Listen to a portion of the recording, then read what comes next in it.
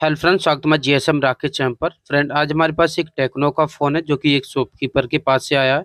और इसमें प्रॉब्लम ये है कि इसमें कभी कभार नेटवर्क नहीं आता है, और कभी आता है तो 2G का नेटवर्क आता है और बहुत वीक नेटवर्क आता है। तो देख सकते हैं अभी 2G का नेटवर्क आ रहा है। तो ये प्रॉब्लम कहाँ से होता है, हम स्टेप बाय स्टेप फॉल्ट को ट्रेस करेंगे और आपको बताएंगे इस फॉल्ट का सॉल्यूशन क्या है और इस फ़ोन को हम कैसे रिपेयर कर सकते हैं। तो देख सकते हैं 2G का भी नेटवर्क है वो कम आ रहा है। चलो, कम आ रहा है वो कोई बात नहीं। यहाँ पर 4G का नेटवर्क नहीं आ रहा है, तो वो क्यों नहीं आ रहा है वो हम यहाँ पर जानेंगे। तो सबसे पहले हम इसकी बैटरी को डिस्कनेक्ट कर लेते हैं और सबसे पहले हम इसका एंटीना वायर को चेक करेंगे और साथ ही हम यहाँ पर सब पीसी है वो चेक करेंगे। तो हम जो वीडियो बना रहे हैं इस वीडियो में हम स्टेप बाय स्टेप बताएंगे कि ये फॉल्ट है वो कहाँ से है और आपको क्या क्या चीज़ चेक करना होगा। तो यहाँ पर कुछ जंपर भी किया है जो वायर को बाईपास करके देखा है शायद किसी ने। तो कोई नहीं, हम पहले वायर को चेक कर लेते हैं, इसमें जो वायर है वो कहीं ख़राब तो नहीं है। वायर ख़राब होने से भी कभी कभार प्रॉब्लम आ जाता है, बट उसमें कुछ केसेस में 4G का टावर आता है, कुछ में नहीं आता है। तो यहाँ पर ग्राउंड का लाइन हमारा ठीक है। एक बार अंदर का जो लाइन है वो हम चेक कर लेते हैं कि वो कहीं ओपन तो नहीं है। और ओपन है तो हाँ, ओपन नहीं है यहाँ पर। ये वायर तो ठीक है। अब यहाँ पर सब पीसी चेक करेंगे। सब पीसी में कुछ कंपोनेंट लगे हुए होते हैं, वो कहीं ओपन तो नहीं है या फिर टूटा हुआ तो नहीं है कुछ। बट ये छोटी छोटी कमियां हैं जो तो मुझे लगता है कि शॉपकीपर के पास से आया तो देख लिया होगा। तो यहाँ पर सब पीसी भी शायद मुझे लगता है दूसरा चेंज किया हुआ है। अगर ना भी हो तो यहाँ पर ये चीज़ देख रखा है। ये कंपोनेंट है कुछ, तो वो यूं के तो ही लगे हुए हैं। तो इनमें तो मेरे लिए कुछ प्रॉब्लम लग ना रहा। अगर ये डायरेक्ट कस्टमर के पास से आता तो मेरे लिए ये चेक करना होता ज़्यादातर। पर ये छोटी छोटी चीज़ें तो मुझे लगता है कि ज़्यादातर शॉपकीपर है वो चेक ही कर लेते हैं। तो इसे हम ऐसे ही रखे देते हैं। हम चलते हैं मदरबोर्ड की तरफ, देखते हैं मदरबोर्ड पर कुछ काम तो नहीं किया है। तो ऊपर से तो कुछ नहीं काम किया है। हाँ, नीचे से शील्ड को उखाड़ा है, यहाँ पर थोड़ा बहुत मुझे लगता है कि काम किया है। तो इसमें चेक करेंगे हम कोई शॉर्टिंग तो नहीं है या फिर कोई कंपोनेंट है वो ओपन तो नहीं है। सबसे पहले आपको कंपोनेंट चेक करना है कि कोई ओपन तो नहीं है। अगर इस केसेस में आता है तो कभी कोई शील्ड उखेड़ते टाइम भी कुछ कंपोनेंट है वो ओपन हो जाते हैं, रिमूव हो जाती है, तो उस टाइम भी ये प्रॉब्लम आ जाता है। तो सबसे पहले हम यहाँ पर एंटीना सेक्शन में चेक कर लेते हैं। जो एंटीना का आउट कनेक्टर है वहाँ पर हमारे लिए कुछ जीआर मिल रहा है या नहीं मिल रहा है, रेटिंग मिल रहा है या नहीं मिल रहा है, तो उसको भी हम चेक कर लेते हैं। तो यहाँ पर हमारा ये एंटीना स्विच है। थोड़ा सा कैमरा फोकस नहीं हो रहा। यहाँ पर रेटिंग नहीं मिल रहा है, तो मुझे लगता है कैप के थ्रू है यहाँ पर। तो देख लेते हैं, यहाँ से कैप एक लगा हुआ। ये ठीक है, कंपोनेंट ठीक है। हमारा कैप के थ्रू ये आउट हो रहा है हमारा लाइन। अब यहाँ पर हम 2GPA पर देख लेते हैं। 2GPA पर कोई शॉर्टिंग तो नहीं है। तो यहाँ पर कोई शॉर्टिंग नहीं दिखा रहा। एक बार मैं कैमरे को फोकस कर लेता हूँ। कैमरा फोकस नहीं हो रहा है, पता नहीं क्या हो रहा है आज। तो इसको हम फोकस कर लेते हैं, आपको फिर से मैं दिखाऊंगा। एक बार मैं क्लियर कर लेता हूँ, उसके बाद आपको दिखाऊंगा कि हमारे लिए 2GPA पर एक हमारा वी वैट की लाइन आता है। वो तो शॉर्ट नहीं होगा, अगर वो शॉर्ट होगा तो सेट ही डेड होगा। बट उसके साथ साथ कुछ कंपोनेंट भी लगे हुए होते हैं, वो देख लेना है लीकेज तो नहीं है या फिर शॉर्ट तो नहीं है। तो 2GPA से ज़्यादा बड़ा मसला नहीं रहता है, हमारा 4GPA से रहता है ज़्यादातर। तो 4GPA पर हम यहाँ पर वोल्टेज की जो लाइन है हमारा 1.8 और 3.7। यहाँ पर कोई भी शॉर्टिंग नहीं है, यहाँ हमारा कोई भी शॉर्टिंग नहीं है। और इसके सामने हमारा एक कैप है, वहाँ पर हमारा जो BPA PMU लाइन आता है। तो हाँ, ये गड़बड़ है। यहाँ पर देख सकते हैं कितना रीडिंग डाउन आ रहा है, यानी कि ये शॉर्ट आ रहा है। एक तरफ हमारा 2.2 आ रहा है, एक तरफ 1.9, कुछ इस तरीके से आ रहा है। तो ये हमारा शॉर्टिंग है यहाँ पर। तो यहाँ पर कुछ कैप भी लगे होते हैं। हम यहाँ पर डायरेक्ट अटैक नहीं करेंगे, कोई भी कैप को नहीं निकालेंगे, ना ही आईसी को निकालेंगे। पहले हम यहाँ पर चेक कर लेते हैं कि कोई कंपोनेंट खराब है या फिर आईसी खराब है। तो यहाँ पर हम रोजिन अप्लाई कर लेते हैं। उसके बाद यहाँ पर पहले हम 1.2 वोल्ट देंगे। अगर 1.2 से ये मेल्ट होता है तो ठीक है, अगर नहीं होता है तो हम 1.8 वोल्ट यहाँ पर देंगे। तो यहाँ पर मैं जो यूज करने वाला हूँ वो शॉर्ट कलर यूज करने वाला हूँ। डीसी मशीन भी आप यूज कर सकते हैं, बट वोल्टेज 1.2 या फिर आप 1.8 दें, ज़्यादातर आप कोशिश यही करें। तो यहाँ पर मैं शॉर्ट कलर यूज करूँगा और सबसे पहले हम 1.2 वोल्ट देंगे। उसके बाद देखेंगे कि हमारा कुछ मेल्ट होता है नहीं होता है। जो हमारा पॉजिटिव पॉइंट है वो मैंने ट्विजर से कनेक्ट कर लिया है, क्योंकि जो प्रॉप्स होती हैं हमारा शॉर्ट कलर का वो थोड़ा सा मोटा होता है, तो इसलिए। तो यहाँ पर, हाँ, यहाँ पर मैं फिर से टच करता हूँ, रोजिन है वो मेल्ट नहीं हो रहा। तो मुझे लगता है कि वोल्टेज बढ़ाना पड़ेगा। अभी मैंने 1.2 सेट कर रखा है, तो कहीं से भी कोई भी जो रोजिन है वो मेल्ट नहीं हो रहा। तो एक बार मैं 1.8 सेट कर लेता हूँ अपना शॉर्ट कलर में।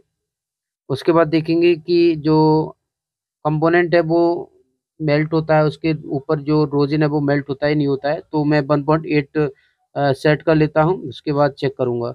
तो यहाँ पर मैंने 1.8 सेलेक्ट कर लिया है अपना शॉर्ट कलर में। उसके बाद यहाँ पर मैं फिर से दूंगा।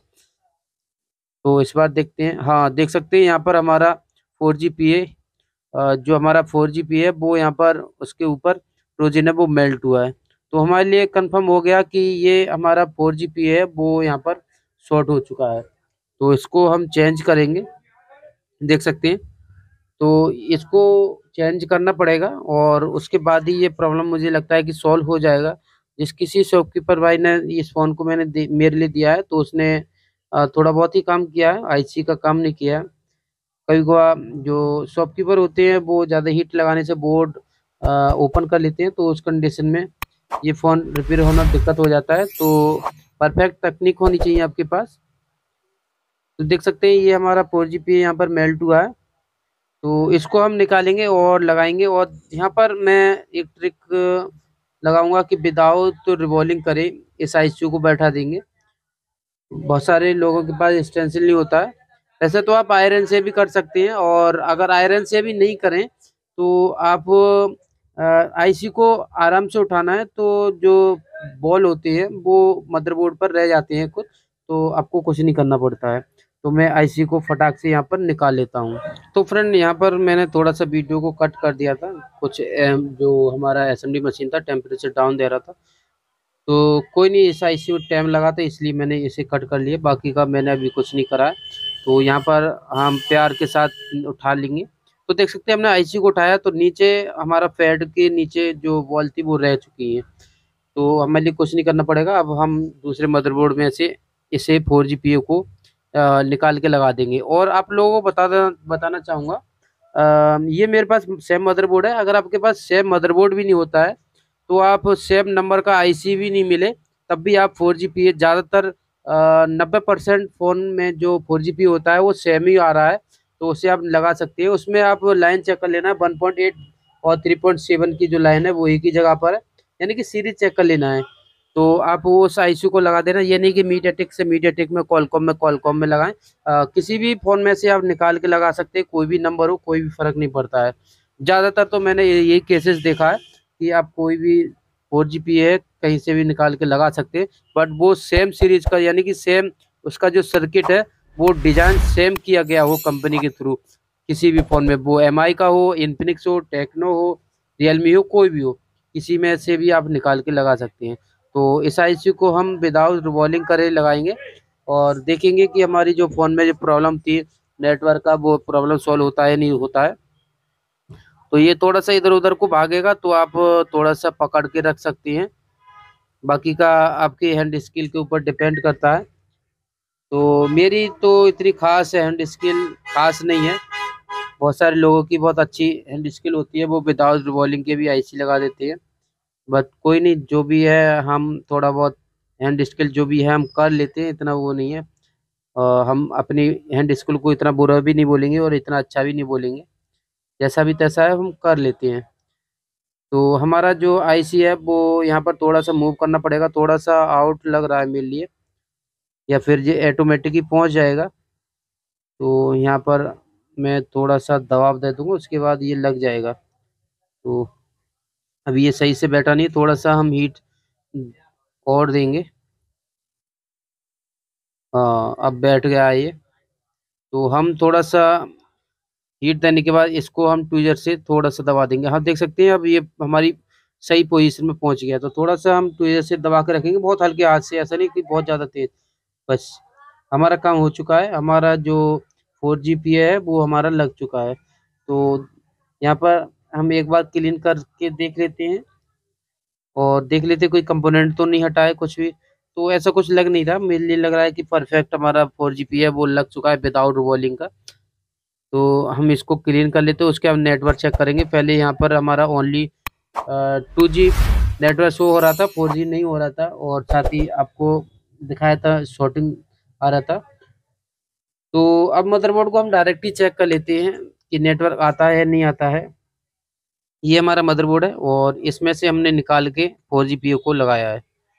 तो हम इसके एंटीना वायर को और सारी जो भी यहाँ पर कनेक्टर है वो उसे कनेक्ट कर लेते हैं। उसके बाद फ़ोन को ऑन करके ऑन देखेंगे कि हमारी जो 2G नेटवर्क आ रहा था ओनली वो सॉल्व हो पाया या नहीं हो पाया।